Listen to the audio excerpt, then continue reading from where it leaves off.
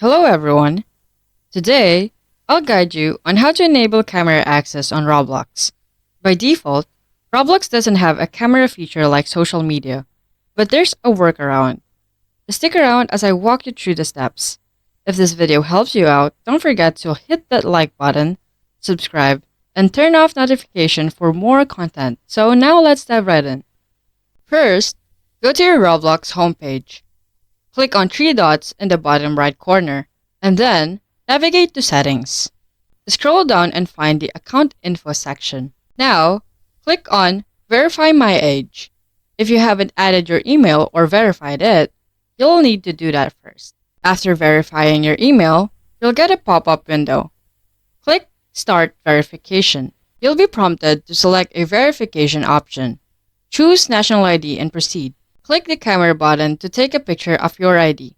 Allow Roblox to access your camera when prompted. Follow the on-screen instructions to take a clear picture of your ID. This step is to verify your age. And that's it. You've successfully allowed camera access on Roblox by verifying your age.